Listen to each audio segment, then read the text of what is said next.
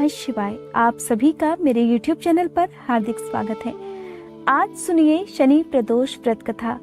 कथा प्रारंभ करने से पहले आप सभी से अनुरोध है, कमेंट बॉक्स में भोलेनाथ की जय जरूर लिखिएगा।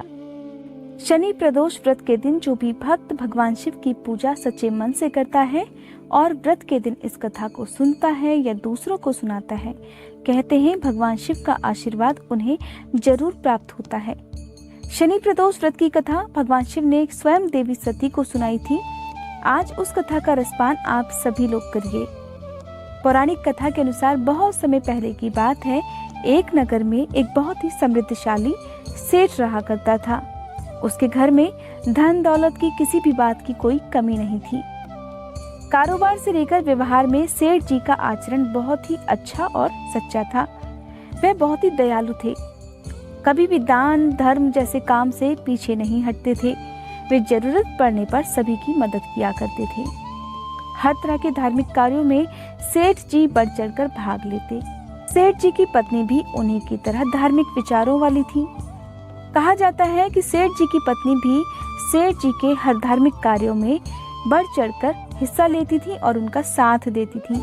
लेकिन कहा जाता है कि भगवान अपने सच्चे भक्तों की परीक्षा भी जरूर लेते हैं। ऐसा ही एक दुख था सेठ और सेठानी के जीवन में, और वो दुख था उनकी कोई भी संतान ना होना। उनके विवाह के कई साल बीत जाने के बाद भी उन्हें संतान सुख प्राप्त नहीं हो रहा था और सेठ और सेठानी इसी बात से लगातार दुखी रहने लगे थे। सेठ सोचते थे कि उनके बाद उनके वंश को आगे कौन बढ़ाएगा। इसी दुख से परेशान होकर एक बार सेठ सेठानी ने तीर्थ यात्रा पर जाने का निश्चय किया। दोनों पति पत्नी भगवान शिव का मन में ध्यान करते हुए आगे बढ़ते जा रहे थे। अभी वे दोनों गांव की सीमा से बाहर निकले ही थे कि रास्ते में एक बहुत बड़े प्राचीन बरगद के पेड़ के नीचे एक साधु को समाधि में लीन हुआ देखा। अब दोनों के मन में उन साधु का आशीर्वाद पाने की इच्छा जाग उठी। दोनों साधु के सामने हाथ जोड़कर बैठ गए। अब धीरे धीरे समय ढलता गया। पूरा दिन और पूरी रात सर पर से गुजर गई।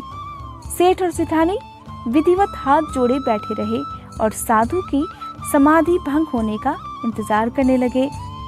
प्रातःकाल जब साधु अपनी समाधि से उठे, उन्होंने आंखें खोलकर देखा तो अपने सामने दंपति को देखकर वे मंद मंद मुस्कुराने लगे।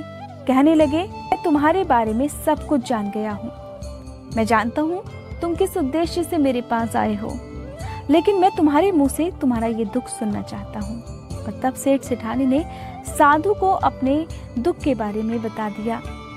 सेठ सेठानी की बात सुनकर साधु महाराज कहने लगे कि अगर तुम 1 वर्ष तक शनिवार के दिन आने वाली त्रयोदशी का उपवास रखो और उस दिन व्रत की कथा भी सुनोगे, तब तुम्हारी ये इच्छा पूरी हो जाएगी।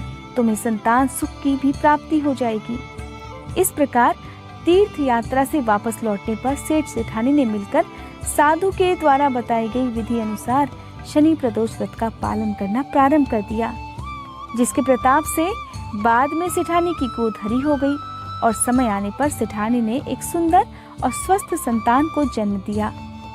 इस तरह कहा जाता है, शनि प्रदोष व्रत के दिन अगर निसंतान दंपति इस व्रत को करते हैं तो उनकी गोद भर जाती है, उन्हें संतान सुख की भी प्राप्ति होती है। कहा जाता है, भगवान शिव के आशीर्वाद से जन्मी संतान जीवन में हमेशा सफलता प्राप्त करती है और अपने माँ बाप का नाम भी रोशन करती है। ये थी शनि प्रदोष व्रत के दिन सुनी जाने वाली व्रत कथा। किसी भी प्रदोष व्रत में विशेष पूजा प्रदोष काल में ही की जानी चाहिए, खासकर जब आप भगवान शिव की पूजा करते हैं। चाहे आप सोमवार के दिन करें या फिर प्रदोष व्रत में करें, आपको शाम के समय सूर्यास्त से 45 मिनट पहले या फिर 45 मिनट बाद के समय में अपनी पूजा संपन्न कर लेनी चाहिए। यही समय प्रदोष काल का कहलाता है। उम्मीद करती हूँ आज की ये वीडियो आपको पसंद आई होगी। आपको ये वीडियो कैसी लगी कमेंट बॉक्स में मुझे ज़रूर बताइएगा। अगर आप इसी तरह की और अन्य जानकारी पाना चाहते हैं, अगर आप जानना चाहते हैं शनि प्रदोष व्रत की पूजा विधि, तो मेरे चैनल पर अपलोड होने वाली वीडियोस की जानकारी पाने के लिए मेरे चैनल को सब्सक्राइब करने के साथ साथ बेल आइकन प्रेस करना मत भूलिएगा।